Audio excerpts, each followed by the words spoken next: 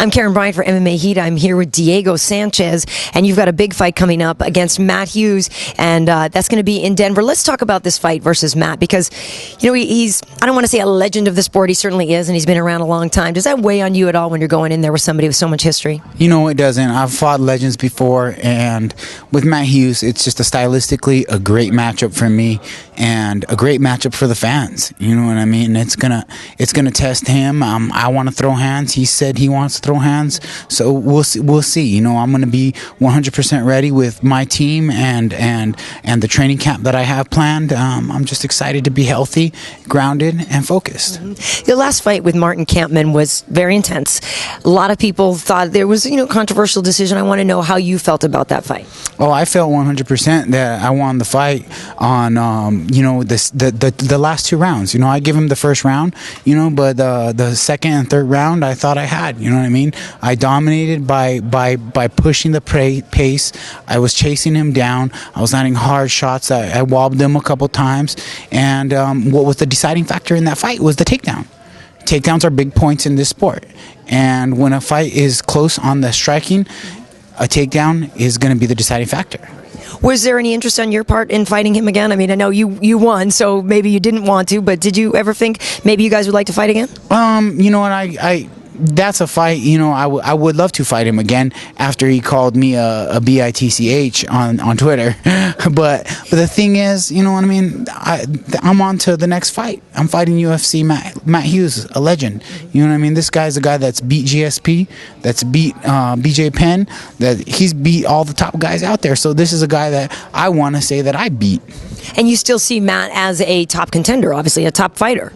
I definitely do, you know what I mean? There's no fluke in that knockout with BJ Penn. BJ Penn is one of the best fighters in the world and will always be. And you know what I mean? That's just the way it is. And Matt Hughes was on a 3-fight win streak before that fight, finishing some real top game opponents. And I think that he knows that this may be his retirement fight. So I expect him to put in a good hard training camp, come strong, and come ready to try to take me any way he can. But unfortunately for him, it's going to be at 6,000 feet at Mile High City, and I'm born and raised Albuquerque boy. I'm coming from 6,000 feet. I'll be doing my whole training camp, and I already have great cardio and a great camp behind me, and I'm going to put a pace that is going to have his lungs gasping for air. Let's talk about Greg Jackson's camp. You did speak the last time at your last fight about how he got you grounded. You just mentioned being grounded. You stopped drinking, you stopped doing the stuff, you stopped getting scammed, you really kind of got your things back together. So how has that continued to benefit you being with Greg Jackson? Me and Greg, it's just a special bond. I was one of his first fighters ever. He trained me since I was 19 years old. You know what I mean? A kid off the streets, you know what I mean? He was basically like a father figure to me. When I started my mixed martial arts training, we helped build each other. You know what I mean? Through the Ultimate Fighter. So the bond that we have is priceless. Now that we got back together, UFC 121, you guys seen the performance that I had with Paulo Thiago. That was me at my best. And now with the Kampmann fight, you know what I mean? I had to change some things up. Make some switches, hire a nutritionist, and make some changes. And get my feet grounded on the ground. I just got married last May, and life is just coming together for me. I'm really focused, and I'm just gonna work hard and do what I say after every fight now. That's earn it. I do want to talk about the split with Rashad and John and how that's affected the camp. And when we were talking to Rashad about the injury, he said that you had accidentally rolled into him. Can you tell us how that happened that day? I could totally say. Okay, so we're drilling wrestling. Mike Van Arstel's the wrestling coach, and anybody that knows wrestling, when you're drilling wrestling, that's when one person is letting the other person do the move so they could learn the move.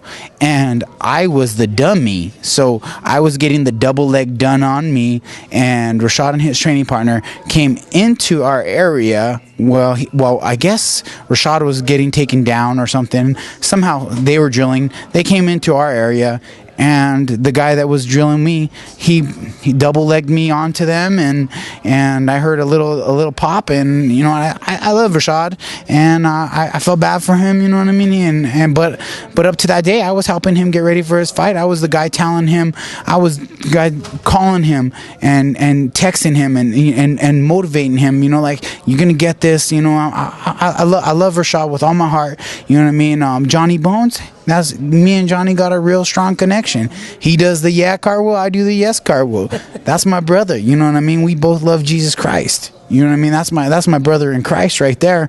And you know what I mean? And whenever Rashad just got his feelings hurt, because I twittered Johnny telling him, hey man, Rashad's hungry, because Rashad found his hunger again through this whole challenge that was put before him. Rashad found his hunger again, and John's the champ out there living it up, traveling city to city. I've been there. You know what I mean? I've been there. I've been young, you know what I mean. I've made decisions that I'm not proud of, and I just, you know, out of concern for Johnny, I was like, you know, Rashad's coming strong. You wanna, you know, I was just giving him a little heads up, and Rashad seen that, got back to Rashad.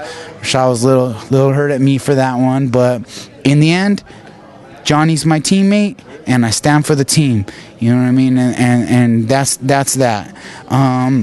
I'm sure if once this is all over and said and done, I'm sure, you know, if Rashad wanted to come back, you know what I mean, that Greg is a very loving and one of the best people that I know. He took me back. I'm sure he'd take Rashad back too.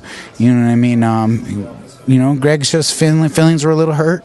There was a comment by Rashad said that Greg's all about the money, and Greg's not all about the money. I'll be the first to tell you. I've handed him checks for thousands of bucks, and him hand them back to me, and I'm like, okay, I'm gonna go hand it to his wife now. You know what I mean? And that's the type of person Greg Jackson is. Very nice. Well, we'll let you go enjoy, Diego. It's great to see you, and best of luck against Matt Hughes. Thank you very much. I'm Diego Sanchez. You're watching MMA Heat. Yes.